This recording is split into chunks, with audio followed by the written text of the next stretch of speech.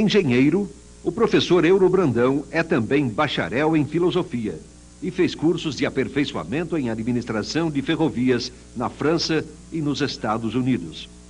Foi diretor superintendente da Rede Viação Paraná Santa Catarina e secretário de Estado dos Transportes.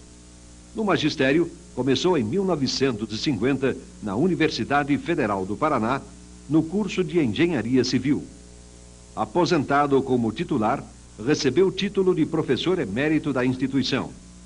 Euro Brandão é doutor honoris causa pela Universidade do Rio Grande do Norte. Foi secretário-geral e, em seguida, ministro da Educação e Cultura do Brasil. Como ministro, o professor Euro Brandão implementou o programa da pré-escola, instalou projetos piloto de educação rural no Nordeste e dirigiu o projeto da OEA para o desenvolvimento educacional nas áreas de fronteira.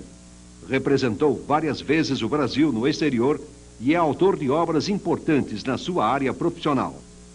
Este é Euro Brandão, convidado de hoje da Sala Exclusiva. Boa noite. Estamos iniciando mais uma apresentação de Sala Exclusiva. Essa noite, com muita alegria, muita satisfação, contando com a presença do professor Euro Brandão. Boa noite, professor. Boa noite. Na condução desse programa conosco, como habitualmente, o analista político Silvio Sebastião. Boa noite. O professor Euro Brandão formou-se da turma de 1945 da Universidade Federal do Paraná. Em 1950 é professor da mesma universidade. Eu queria que ele contasse um pouquinho nessa passagem de 1945 até 1950, quando ingressa no magistério dentro da Universidade Federal do Paraná. Eu peço perdão para retificar, é 46, 46. De formatura. E era ainda muito jovem, com 21 anos de idade, já estava formado como engenheiro. E 2 anos depois, já em 48, já fui convidado para ser professor assistente da universidade. Mas como era engenheiro ferroviário, viajava muito naquela época, só em 1950 que vim assumir realmente o cargo de professor assistente da disciplina de pontes e grandes estruturas. Isso foi um convite do professor Max Manzinelli, o grande catedrático, o grande professor, a qual eu devo muito, não só na minha formação, como pelo exemplo que deu como homem de bem e como um homem probo e capaz. Há cerca de 10 anos, o professor Euro Brandão, a parte de ter exercido, antes disso, vários outros cargos de relevância na vida pública do Paraná e do Brasil, há cerca de 10 anos, o professor Euro Brandão é reitor da PUC, da Pontifícia Universidade Católica do Paraná. A questão da educação é muito importante porque tem um peso grande na vida do professor Euro. Nós vamos tratá-la daqui a pouco. Eu gostaria de começar, professor Euro Brandão, com o começo da sua vida pública, ou do exercício do primeiro cargo público, que teria sido a superintendência da Rede Viação Paraná Santa Catarina. Isto foi em 1967. É verdade, é isso mesmo. O que era a rede na época? Quem era o nosso governador na época? Bem, eu como engenheiro ferroviário, que ingressei na Estrada de Ferro como desenhista, depois me tornei engenheiro ferroviário pela escolha do general Dorival Brito e Silva, fazendo a carreira, percorrendo todos os degraus da atividade ferroviária, realmente exerci finalmente a de superintendente. Porém, a partir de um certo momento, eu percebi uma divergência total entre a minha posição técnica como ferroviário e a administração que regia os destinos da Rede Ferroviária Federal na época. Geralmente se considerava, não sei hoje como está, faz muitos anos, mas se considerava que a ferrovia era alguma coisa de exclusivo, de independente dos outros meios de transporte, e via na rodovia, no caminhão, um inimigo da estrada de ferro. E eu era o contrário disso, eu achava que nós éramos uma companhia de transporte em primeiro lugar, tínhamos que prestar serviço ao público, todos aqueles que precisassem de transporte, e achava que devia haver uma conjugação muito grande entre a rodovia e a ferrovia. E como eu era, antes de ser superintendente, fui diretor administrativo da Paraná Santa Catarina, cujo diretor era Coronel Brasílio Marcos de Santos Sobrinho, havíamos criado o Rodotrem, que é um sistema de complementação rodoviária da ação da estrada de ferro. O Coronel Brasílio foi o grande entusiasta dessa ideia e teve a coragem de implantar esse sistema. Ora, isso causou no meio ferroviário uma espécie muito grande. Ninguém aceitava. Como? Um ferroviário trabalhando pelas rodovias, quando o meu objetivo era trabalhar pelo serviço prestado ao público. Então, quando o IBC, Instituto Brasil do Café, precisava de nossos serviços e a gente, por uma razão qualquer, não tinha vagão, seja nosso, seja da Aviação Aviação Ferro do Rio Grande do Sul, nós punhamos os caminhões para fazer esse serviço, sejam caminhões nossos, sejam caminhões contratados de companhias rodoviárias. E quando esse caminhão percorria as ruas de Porto Alegre, o diretor de lá, General Manta, pegava o telefone e dizia: mas como está chegando aqui um caminhão da Paraná Santa Catarina? Mas que barbaridade! Desde quando um caminhão pode fazer concorrência à ferrovia? Eu digo: General, o senhor não me deu os vagões de acordo com a regulamentação, o senhor está atendendo aí o Porto do Rio Grande. Logo, eu tenho o direito de fazer o transporte para atender o meu cliente. E isso é que eu considero mais importante. Professor, nesse conflito todo entre rodovia e ferrovia, conquanto isso deva ser integrado, interpenetrado, esse conflito todo, a ferrovia saiu perdendo no Brasil, não é? Bom, perdeu muito, justamente porque entramos numa época de rodoviarismo. E embora a estrada de ferro no país ela tenha uma rede muito rala, muito escassa em relação à área, só mesmo com a complementação rodoviária nas pontas do sistema é que ela poderia funcionar adequadamente. Ora, isso não foi possível fazer, tanto é que os containers que nós começamos a fabricar pela primeira vez no país, aqui na oficina de Ponta Grossa, tiveram proibição da Rede Ferroviária Federal de continuar sendo construídos. Isso então me tirou toda o ânimo, claro, pois justamente aquilo em que eu acreditava com mais força depois de vários anos de vida ferroviária, foi a razão pela qual eu pedi licença da estrada de ferro. O senhor ficou em que período dentro da rede? Foi desde 1943, quando fiz concurso como desenhista, até 1967, quando eu saí licenciado. Mas e na direção, o senhor ficou em que período? Na direção eu fiquei um ano no tempo do presidente Castelo Branco. Ah, não, em 67. Exatamente, em 67. E nesse período de 67 até 73, quando o senhor depois veio a ser secretário de transporte no governo Emílio Gomes, nesse período... Bem, como eu também era professor desde 1950, eu estava vinculado simultaneamente à Estrada de Ferro e à Universidade Federal do Paraná. Então, nessa ocasião em que eu me licenciei da Estrada de Ferro, eu fui fazer tempo integral como professor e pesquisador na Universidade Federal do Paraná. Antes de esgotar a questão da rede, vamos aproveitar, vamos valer da experiência, da vivência do professor Euro. O Paraná está aí acabando de construir uma estrada de ferro, a Ferroeste. E o governo federal, com todo o empenho, privatizando e tentando vender as nossas ferrovias. Qual é a visão do professor Euro sobre isso? Bom, o grande problema da privatização da rodovia advém do sistema público ou privado de se tocar uma entidade. Esse que é o grande drama. Se nós pudéssemos tocar a ferrovia com a mesma dinamicidade, com a mesma flexibilidade, com a mesma liberdade de escolher os mais competentes para colocar nos diversos setores, nós adquiriríamos a mesma potencialidade de execução que vão ter as firmas privadas que vão utilizar. Agora, nesse sistema, nessa legislação federal, toda cheia de percalços burocráticos, realmente a ferrovia tinha muito, e continua tendo, muita dificuldade em resolver dinamicamente os seus problemas. Ela é um meio de transporte realmente eficaz para grandes transportes a grandes distâncias. mas precisa sempre daquela possibilidade de atuar rapidamente para resolver os seus problemas. Não pode ficar preso a convenções burocráticas. Porque o poder público não permite.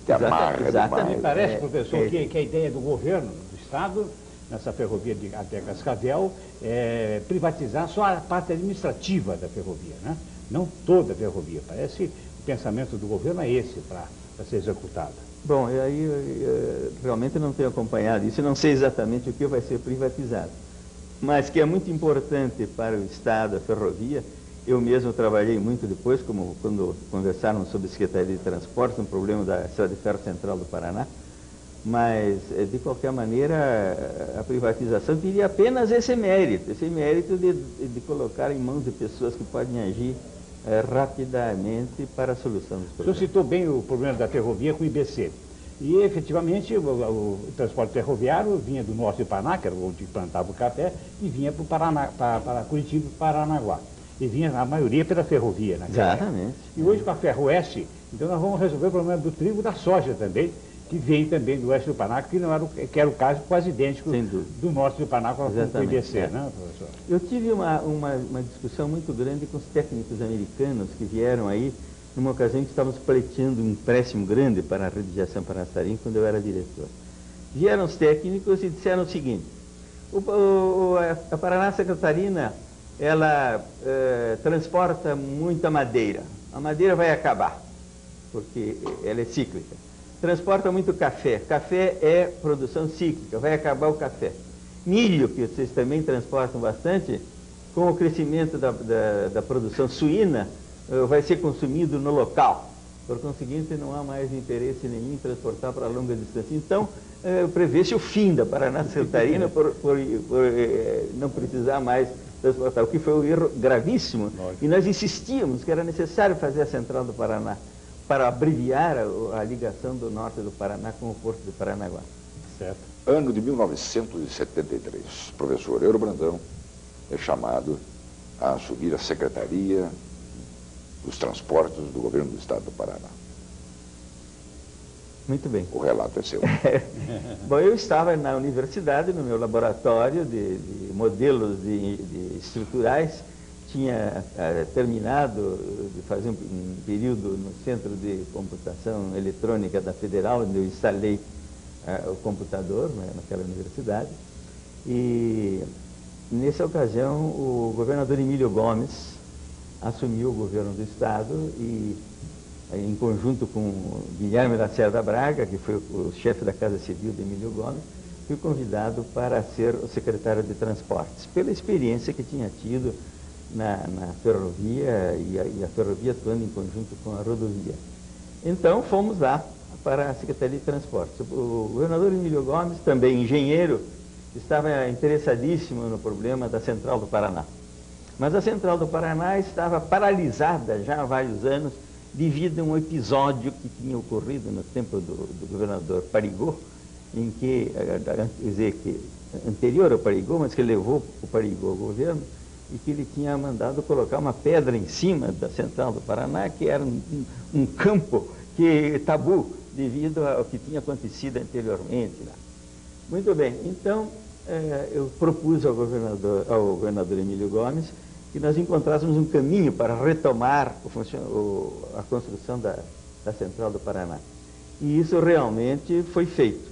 Nós adotamos um sistema em que o governador Emílio Gomes agiu corajosamente, em que permitiu a atualização das taxas de pagamento do trabalho, dentro de um critério interpretativo da concorrência que havia sido feita, e com isso a Central do Paraná recomeçou a ser construída rapidamente e foi terminada no governo Canet, mas poucos meses depois, ou um mês e meio depois de ter terminado o governo Emílio Gomes. Por isso, foi um trabalho importante de valorização da ferrovia e desse importante trecho paranaense. A passagem de Euro Brandão pela Secretaria dos Transportes deu ênfase, então, privilegiou a ferrovia.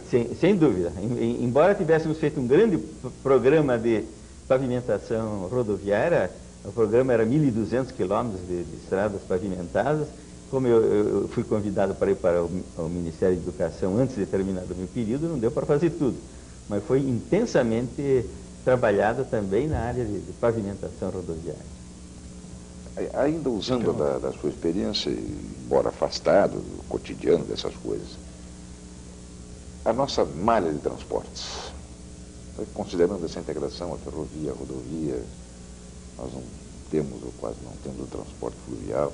O Paraná está pronto sobre esse aspecto? Não, de maneira nenhuma. Nós estamos ainda no começo.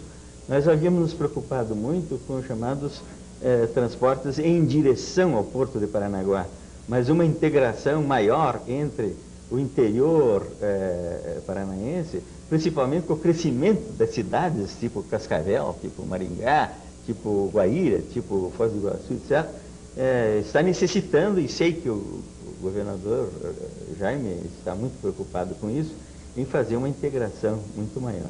Então, acho que esse é um caminho progressivo. É o plano dele de integração. É o plano de integração. Que faltava justamente, mas era preciso antes fazer uma parte básica. Em 1978, o professor Euro Brandão é chamado, mais uma vez, agora para assumir o Ministério da Educação. É a ida de um paranaense, mais um paranaense, a Brasília. Mas antes de entrarmos, Silvio, na questão do Ministério da Educação, da questão educacional, eu gostaria, professor, de trazer a pergunta de um dos nossos convidados. Nós convidamos algumas pessoas, gravam a pergunta e nós colocamos à frente do nosso entrevistado, como faremos agora com o senhor. Nós vamos ter a satisfação de trazer uma figura de muito relevo na vida do Paraná.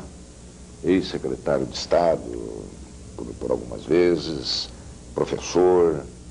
Nós vamos trazer o professor Véspero Mendes. Comecei a admirar Euro Brandão como professor da Escola de Engenharia da Universidade do Paraná na década de 50.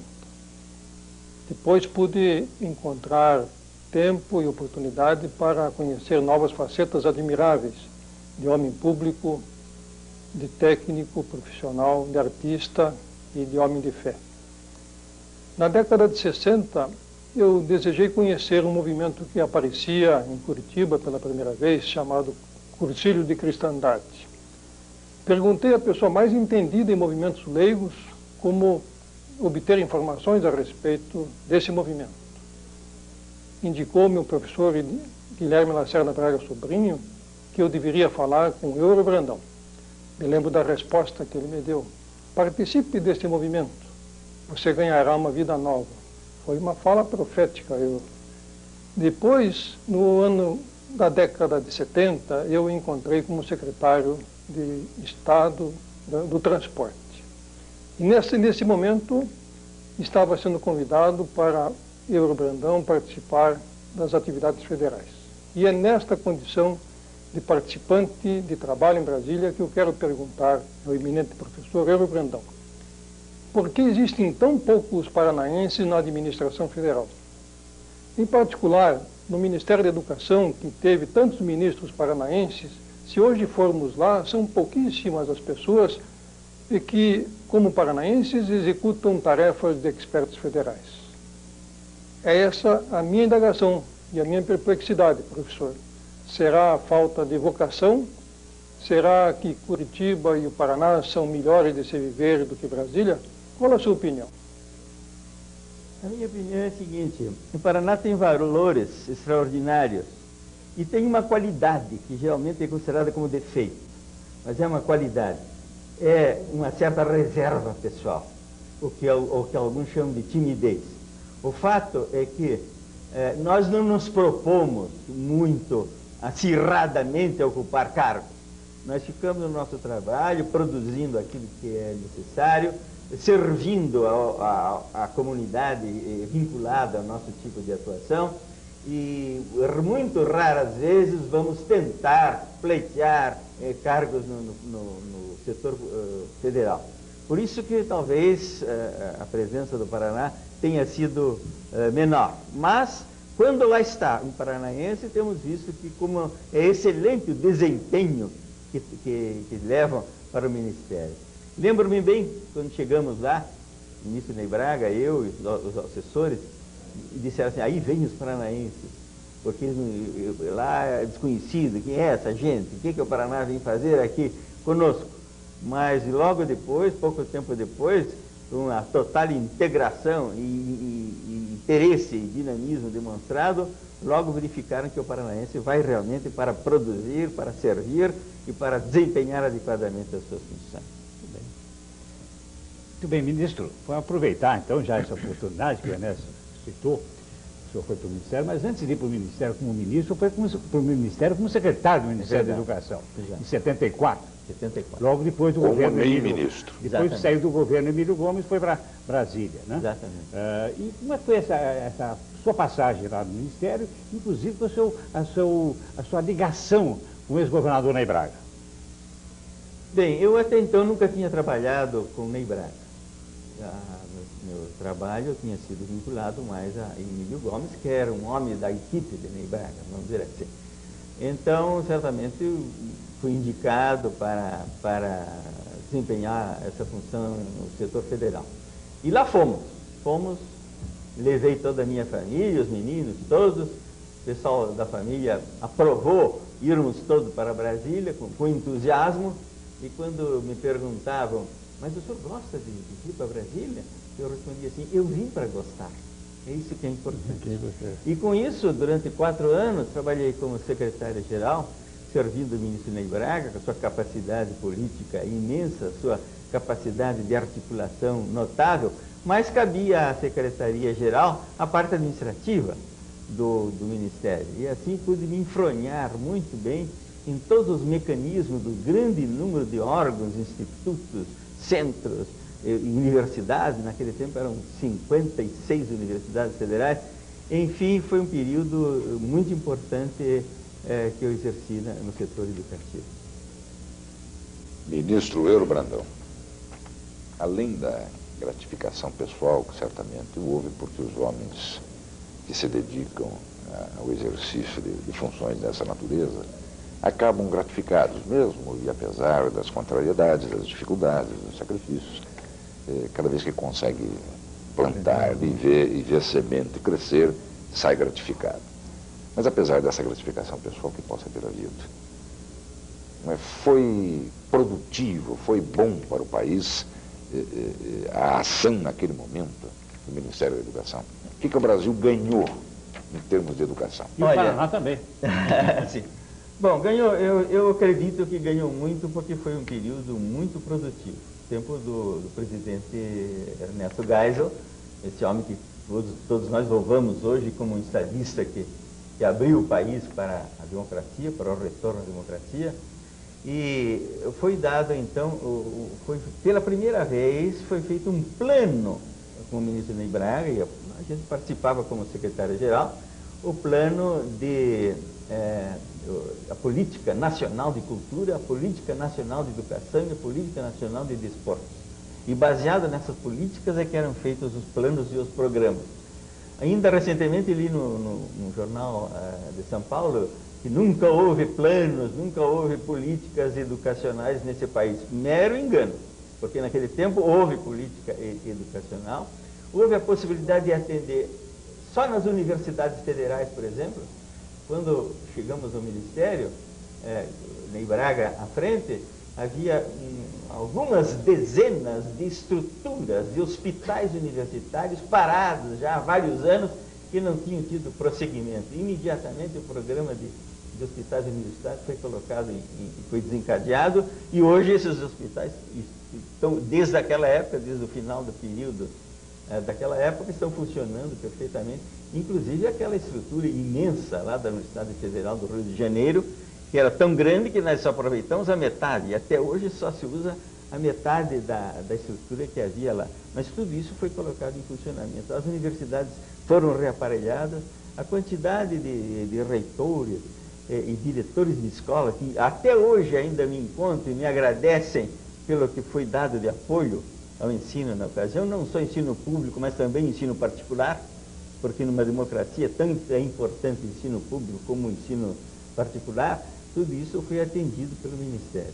Tivemos 2 grandes problemas seríssimos, que era a educação profissionalizante do segundo grau, tinha havido uma concepção um tanto idealística e impossível de ser realizada, que era profissionalizar todos os alunos do segundo grau. Ora, são quase 300 profissões de segundo grau. Impossível fazer cursos de todas essas especialidades. Além disso, o menino ainda é muito jovem para escolher uma profissão previamente para participar dela. Então, o tipo de profissionalização que estava sendo previsto era inexequível. Tivemos que reestudar todo esse problema, criando as habilitações básicas, que é uma formação mais ampla por famílias ocupacionais, e com isso foi possível, durante um bom tempo, resolver o problema do ensino do segundo grau. Isso foi um problema extremamente sério. Nós vamos fazer uma breve pausa em nosso programa. Hoje, contando com a presença do professor Euro Brandão, ministro da Educação e hoje reitor da PUC. Um breve intervalo e voltamos em seguida com Sala Exclusiva.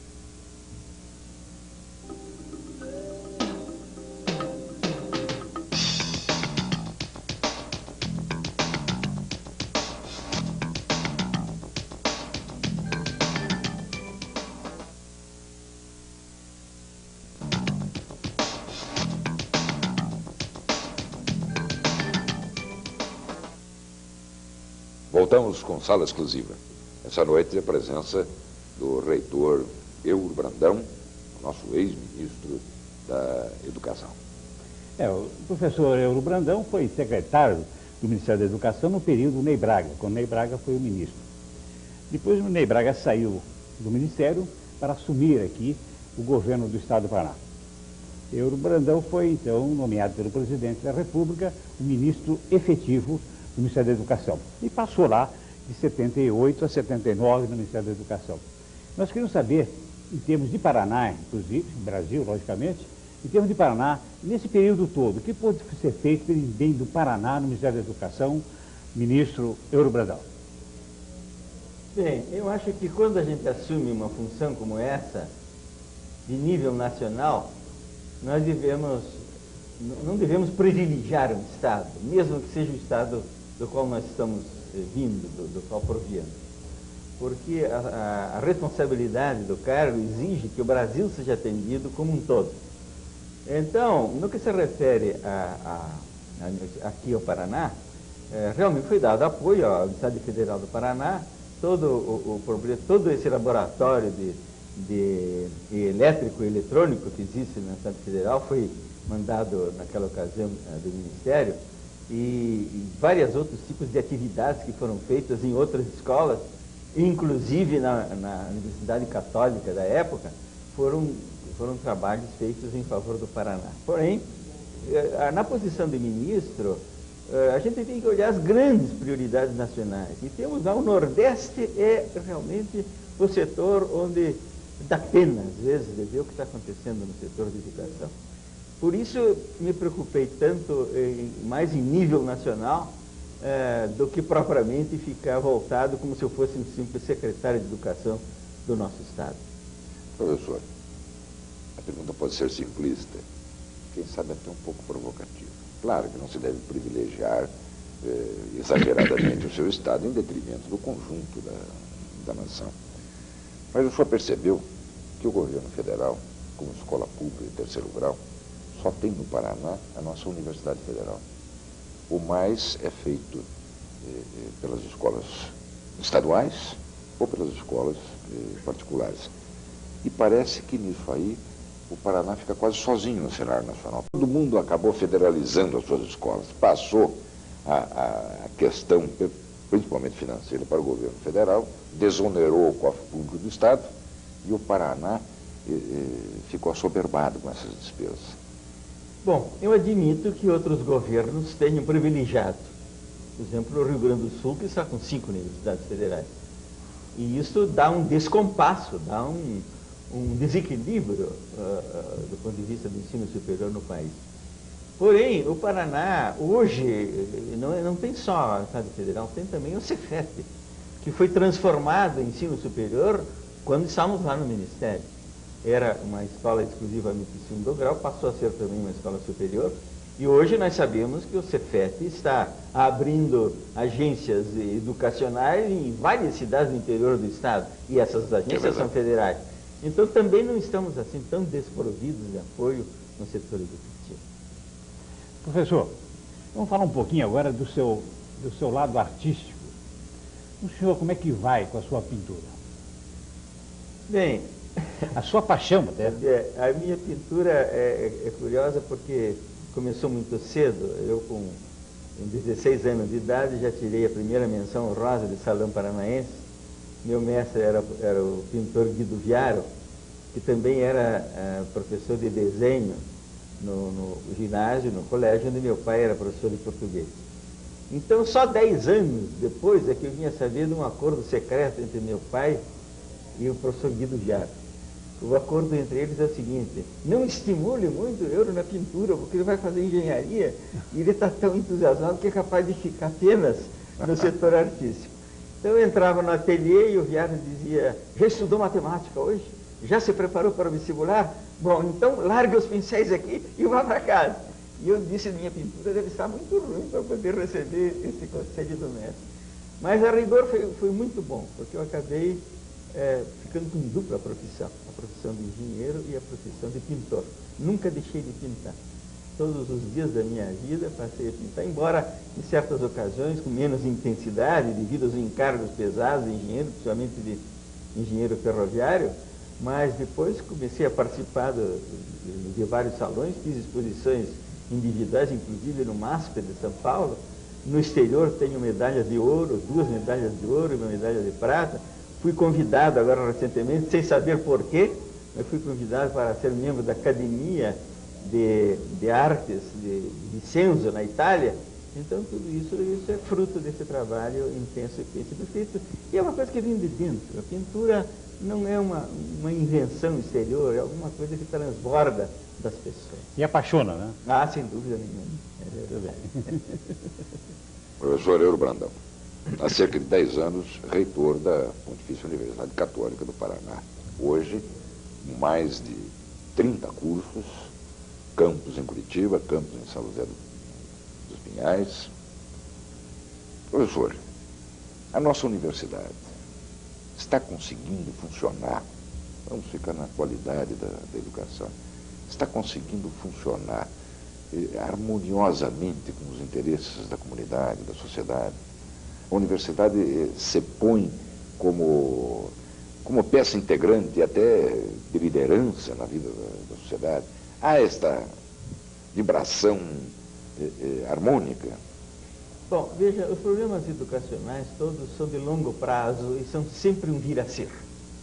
Não existe chegar ao fim do processo. Então, essas preocupações com o verdadeiro atendimento à comunidade e a elevação contínua do nosso meio social é uma conquista progressiva. A gente tem que estar sempre trabalhando nisso. E é isso que a universidade faz. Ela não quer se dar por acabada, ela quer estar sempre trabalhando para que se aperfeiçoe as atividades que está desenvolvendo. O Brasil tem algumas características que trazem alguma dificuldade. Por exemplo, não há número suficiente de profissionais e de professores universitários, independente uma equipe da outra. Quer dizer, eu não posso ter as pessoas dedicadas a todas as disciplinas de formação profissional, sem prejuízo da atuação profissional dessas pessoas na sociedade. Então, em muitas disciplinas, é preciso ser profissional e professor ao mesmo tempo, criando, às vezes, o que a gente chama de bico, né? Porque vem da sua profissão para dar algumas aulas na universidade. E isso não se consegue vencer em todos os casos. Em algumas ocasiões, nós temos professores dedicados, tempo integral, ministrando o que precisa ministrar, e não só ministrando profissionalmente, também ministrando a parte ética, a parte de formação humana, acompanhando o aluno em tudo que ele precisa.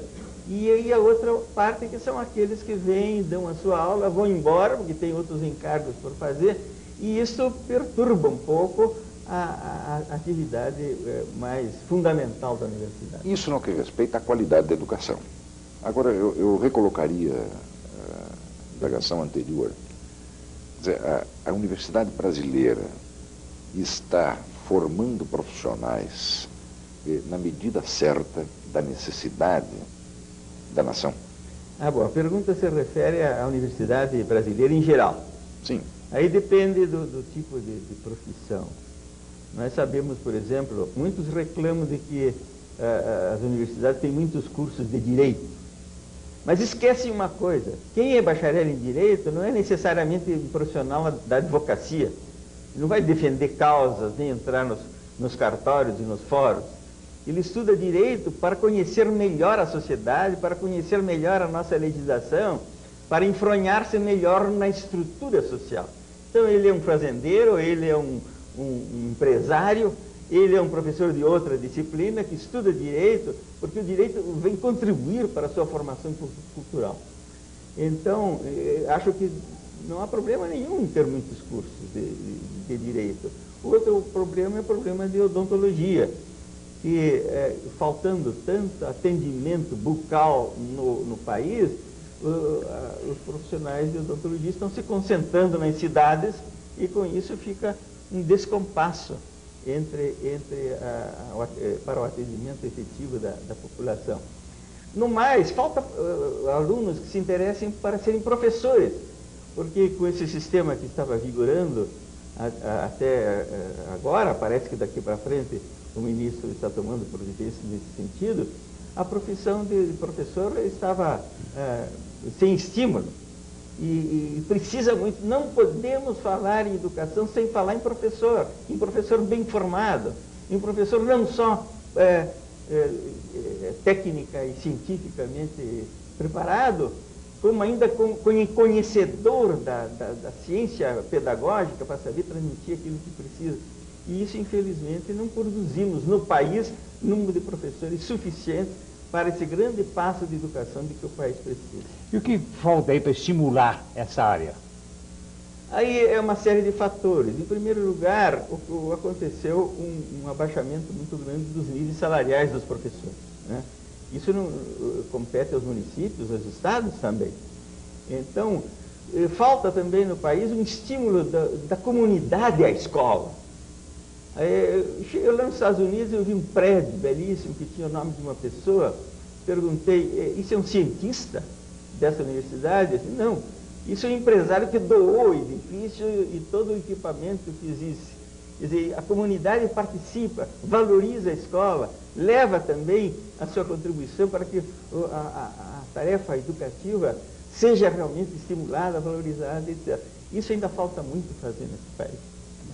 Professor Euro, para não perder o encaminhamento das coisas. O atual ministro, Paulo Renato,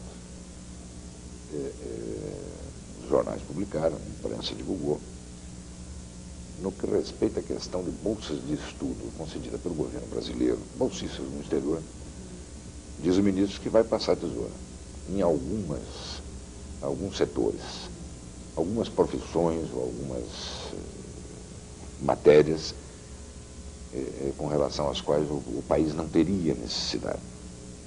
Não sei se o ministro Euro Brandão chegou a ter conhecimento dessa notícia. Bom, eu realmente não vi essa notícia, mas gostaria de dizer alguma coisa a respeito de bolsas.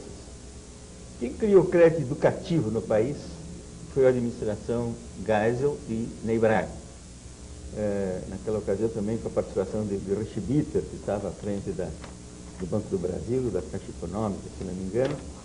E o crédito educativo, que teve um papel tão importante a ponto de atender a terça parte dos alunos dos cursos superiores do país, foi caindo progressivamente, caindo.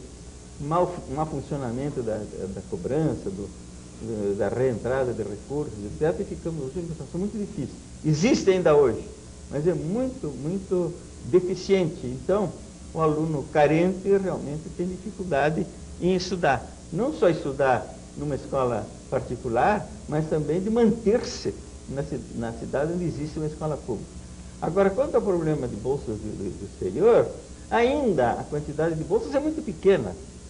Se o ministro se propõe a cortar alguma coisa, é mais por restrições orçamentárias, para fazer alguma economia necessária para ele poder atender o primeiro grau, que é a grande meta atualmente, mas seria muito necessário que nós mantivéssemos sempre essas bolsas no exterior para mestrado, para doutorado, para a aproximação do Brasil com a tecnologia mundial, coisa tão importante. E não deveria, pelo menos em princípio, haver corte nesse tipo de atividade. Ainda mais que a própria legislação brasileira exige que o professor universitário tenha graduação, titulação de mestre, doutor, etc. Se eles podem fazer no exterior, seria muito bom, porque abre o horizonte, dá uma visão maior dos problemas da disciplina em que ele está ministrando, e isso é muito valioso para a educação no país. Nós vamos trazer mais um convidado para dirigir perguntas ao ministro Euro Brandão. Jornalista de nomeada, de respeito, com vasta experiência na sua atividade. Nós vamos trazer o jornalista Freitas Neto. Reitor Euro Brandão, o senhor, como mestre por atavismo, filho do grande professor Nilo Brandão, esteve por algum tempo à frente do Ministério da Educação. Eu gostaria que, numa análise ligeira, perfunctória, superficial, o senhor nos dissesse como vê a problemática educacional no Brasil nesses últimos 20 anos. Nesses últimos 20 anos, veja, tem se dado algo de peculiar no problema da educação no país, que é o período muito curto em que ficam os ministros da educação.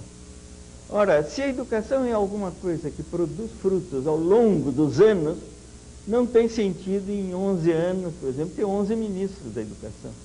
Há a mais absoluta descontinuidade. Por melhores que sejam as pessoas que estão dirigindo a educação, o fato é que fica inteiramente despropositada a produtividade se mudam os dirigentes, e quando muda dirigente no país, mudam todas as equipes intermediárias. Então, isso aí tem prejudicado enormemente. Nós devemos reconhecer que o ensino no país, das nossas universidades, é bom. Tanto é que estão aí engenheiros brasileiros tocando a nossa Petrobras, estão aí os nossos engenheiros construindo aviões, estão aí muitos engenheiros brasileiros na parte automotiva. Aí estão os prédios, as cidades crescendo enormemente, com competentíssimos construtores de edifícios de todos os tipos. Por conseguinte, não temos... Quanto à medicina, sabemos a contribuição que a medicina tem dado em ramos extremamente importantes e delicados da saúde humana. Então, eu acho que nós temos progredido. Podia ser muito melhor, devido a essas condições que discutimos anteriormente. Mas, realmente, nesses 20 anos, apesar de tudo, apesar dessa descontinuidade administrativa, a potencialidade do Brasil é tão grande que tem produzido jovens com grande capacidade para exercer a sua profissão. Professor Euro, não é provocação. Longe de mim isso, ainda mais diante de uma figura que tem todo o nosso respeito, o respeito do Paraná. Mas apenas para se estabelecer a discussão, o debate com relação a isso. O ministro da Educação, de novo, o ministro da Educação atual, propõe, e com muita inflexibilidade, aquilo que se convencionou chamar já de provões. O cidadão termina o curso universitário, lhe é conferido o diploma pela escola, pela faculdade, mas para exercer a profissão, ele teria que submeter a uma prova perante o Ministério da Educação, perante o governo federal. Isso não é um atestado de que as nossas escolas superiores andam mal? Não. Não, acho que não. Todos têm medo de avaliação. Ninguém quer ser avaliado. Todos se consideram excelentes e não querem que ninguém venha saber o que está acontecendo. Aliás, isso já ocorre há muito tempo com relação aos advogados. Que são os exames da ordem. Exatamente. Sem o que não vai advogar. Exatamente, é isso mesmo. Então, eu acho que o que está em jogo aí não é o estudante. O que está em jogo aí é a entidade, é a escola. Como saber se uma escola é boa ou não é boa? perguntando para os professores, vai dizer que é excelente. Se perguntar aos alunos, quanto pior for a universidade, aprovar mais gente sem saber, muitos dirão que é ótimo. Então, não é a maneira de saber se uma escola é boa ou não é. Eu passo que essa prova vai permitir saber realmente quais são aquelas instituições que estão realmente em situação desfavorável em relação às outras no país e poderão, então, ter que tomar, ou deverão ter que tomar medidas para o aperfeiçoamento da sua atividade didática e de divulgação científica. Então, eu acho, estou favorável. O que quer dizer como tese que é bom, então? É bom, acho que é bom. Não precisa ser eterno, basta fazer de vez em quando, etc., para avaliar a qualidade das instituições, mas acho que, em princípio, é uma ideia boa. Bom, reitor, ministro, professor, Curitiba é conhecida como uma cidade universitária. O senhor, como reitor da PUC, qual é a participação da PUC na vida universitária do Paraná? Eu acredito que essa presença é uma presença crescente. Não só devido ao número de alunos, estamos com 14 mil alunos hoje, mais de 30 cursos, 2 campos, mas também pela quantidade enorme de cursos de especialização, 30 e tantos cursos que fazemos cada ano, pelos cursos de extensão que abrangem quase todos os ramos do conhecimento humano, inclusive alguns que não pertencem aos nossos cursos. E a integração com a comunidade está muito grande, seja através de institutos vinculados, tipo ISAD, Instituto Superior de Administração, seja através dos serviços prestados de informática que nós prestamos para empresas, seja através do INTEC, o instituto que presta serviço no setor de melhoria da qualidade do concreto usado nas construções, seja através do Instituto de Psicologia, do Instituto de Fonoaudiologia, do ISAM, o Instituto de Engenharia Sanitária e Ambiental. Tudo isso é uma presença muito grande na sociedade, o que faz com que nós recebamos do interior do Paraná desejos fortes para irmos criar agências no interior do Paraná, coisa que nós não desejamos fazer, pelo menos por enquanto, não há interesse nisso. O Paraná está bem servido de universidades estaduais, né? Cada uma na sua área, e nós queremos mais nos concentrar aqui na região metropolitana de Curitiba e no litoral paranaense. Achamos que esse é o nosso campo de atuação mais adequado e de forma a servir melhor a comunidade. Ex-ministro da Educação, hoje reitor da PUC, que carinhosamente, e de maneira simples, mas carinhosa, todos nós chamamos a Católica. Quais são os projetos, quais são os planos da Católica para o futuro? Bem, veja, nós temos uma característica como instituição educacional que não existe em outras universidades, justamente por ser católica. Nós, como entidade cristã, nós não acreditamos que a ciência e a tecnologia e o profissionalismo, por melhor que seja, resolvam por si mesmos os problemas humanos e os problemas da sociedade. Pelo contrário, a ciência pode levar até à destruição e à desumanização, que os homens ficam menos homens e mais máquinas. O que precisa é que a ciência e a tecnologia sejam aplicadas em favor do homem, para benefício humano, saber exatamente o que precisa o homem para a plenitude da sua existência, utilizando a ciência, a tecnologia, a profissão como meio de sua atuação. Nisto, então, é que está o grande projeto da nossa universidade.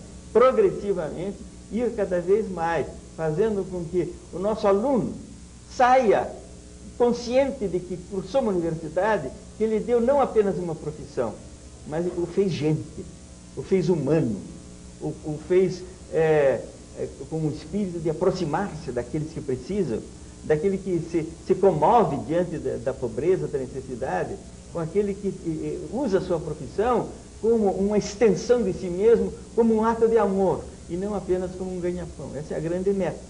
É claro que nós estamos atendendo também os vários ramos novos da tecnologia.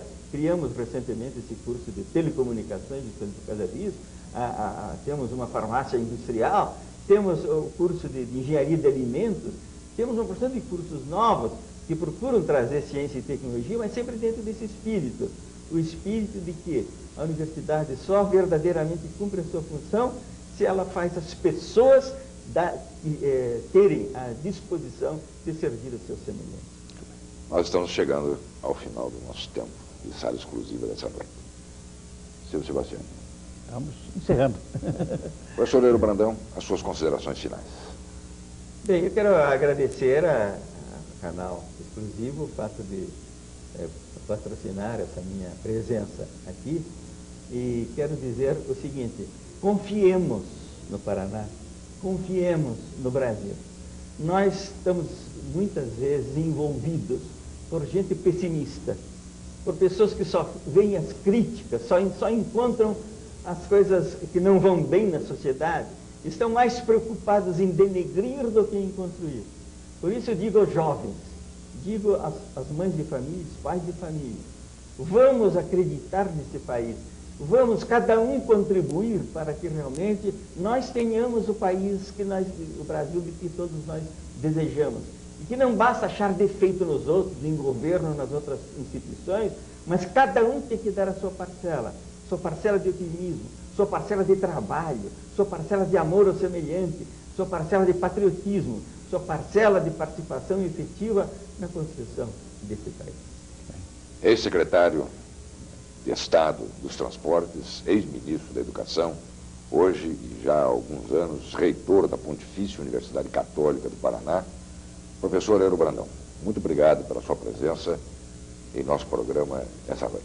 Eu que fico agradecido. E a você, telespectador, muito obrigado por ter estado conosco durante todo esse tempo. Vamos estar juntos no próximo domingo com mais uma apresentação de Sala Exclusiva.